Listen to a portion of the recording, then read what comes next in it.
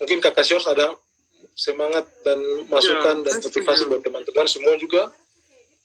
Ya, saya terima kasih Abang Miki. Kita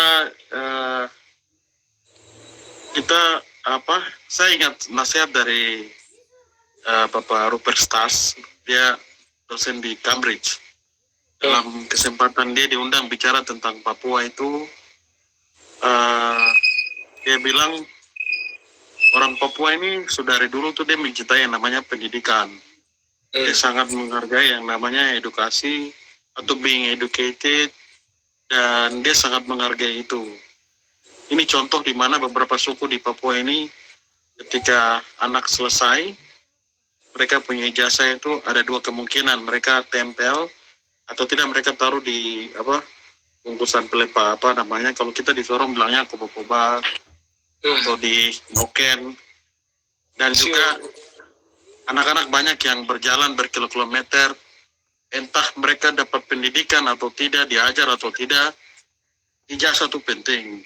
Artinya pendidikan dong terlihat sebagai pendidikan yang baik. Orang sekolah itu seperti apa dong ternyata, yang penting dengan ijazah itu sudah satu step kemajuan. Barang dia rasa penting. Cuman dalam pergeseran kita akan melihat bahwa pendidikan saja tidak cukup. Harus ada aspek-aspek lain. Dan kalau saya lihat, kita tetap harus optimis karena kalau di buku Tipping Point dari Malcolm Gladwell dan juga sering dibahas dan disampaikan oleh Profesor Yana Surya yang namanya Mestakung atau semesta mendukung. Jadi dalam society atau sivilisasi di mana saja yang namanya persoalan maupun solusi ataupun segala sesuatu yang terjadi itu dia akan menuju pada titik keseimbangan. Nah, kalau di tipping point itu, kalau Malcolm Gladwell itu, yang saya pahami adalah ketika orang sudah muak dengan segala sesuatu persoalan yang terus-menerus, orang tidak suka dengan keadaan ekonomi kita kok terpuruk gini terus. Kenapa keadaannya itu begitu-begitu saja? Manusia itu kita akan mencapai titik puncak kejenuhan. Nah, ketika titik puncak kejenuhan itu, semua orang yang kaku terhadap perubahan, semua orang yang tidak suka dengan merubah kondisi yang ada, sosial maupun ekonomi maupun politik dan lain-lain, orang-orang itu akan berbalik secara secara berproses, karena memang common condition atau kondisi hari ini itu dia sudah tidak lagi menjawab kebutuhan yang namanya hidup.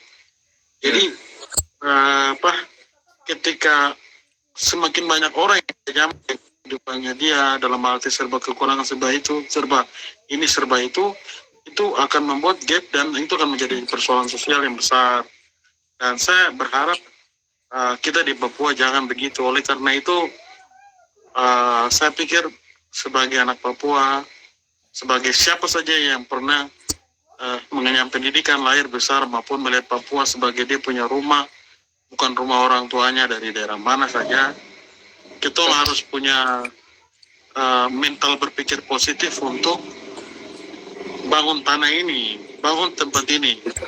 Karena kita yang mau orang Papua kah, non Papua kah, atau di sini bilang Oyame itu mau kawin dengan perempuan mana saja kah, hampir kah, atau kok bapak mau orang hampir, kok mama mau orang Papua kah.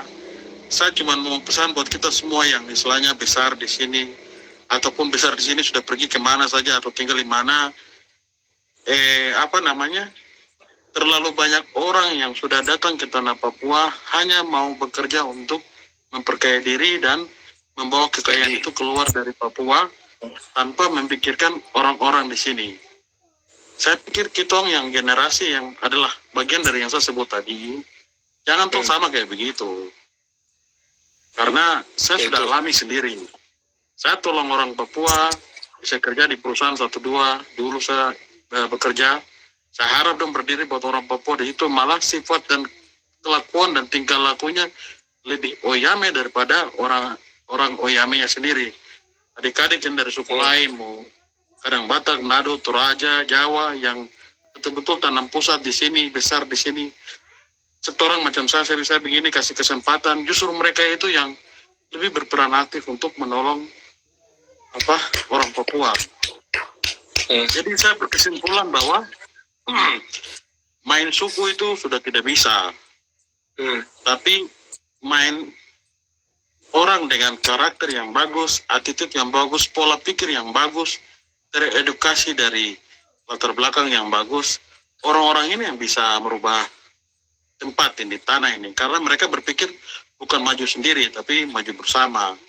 Saya harap nih semua orang yang sudah dengar kakak kita punya pembicaraan ini, mau tidak mau, suka tidak suka, Pak Suebu dulu bilang kita orang Papua ini kan ada dalam lompatan quantum leap, di mana tom pernah temukan teknologi, tapi tom beli teknologi, tom pakai, tom mau bawa mobil, bawa pesawat, bawa apa, tom terciptakan. Itu sudah kemajuan dalam, istilahnya orang Papua ini sudah luar biasa di bagian-bagian itu.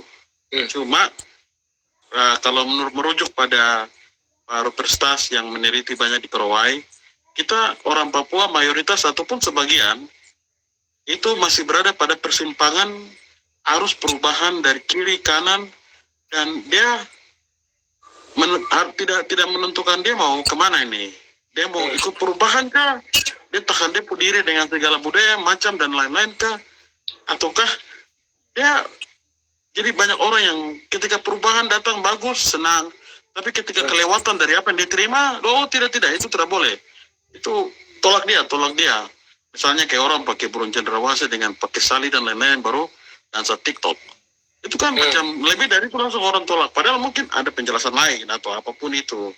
Tapi kita ini harus, menurut saya, berfleksibel terhadap perubahan yang membawa perubahan baik dalam tanda kutip, itu membuat banyak orang yang tertolong gitu. Karena banyak kita pun kadang melakukan sesuatu dengan strict, keras, kasih kerja orang terus dengan misalnya gaji murah atau seperti apa kayak gitu, kita dihujat, kita diapa, padahal hanya karena pola pikirmu dengan cara melihatmu memaksa kita juga harus berpikir sama kayak dirimu, sedangkan realita yang kami alami beda dan cara pikir berbeda.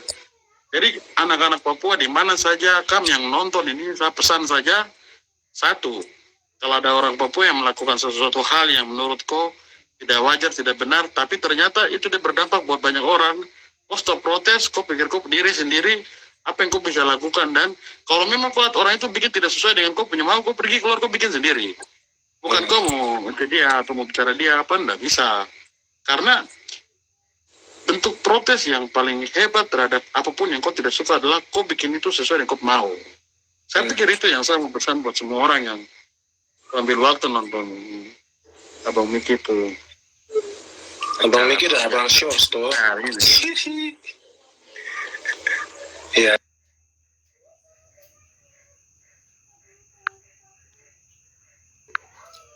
Oke, jadi tadi itu video percakapan antara kakak Jorsa sama kakak Michael Jakarimilana, punya kakak Miki sama kakak Shores.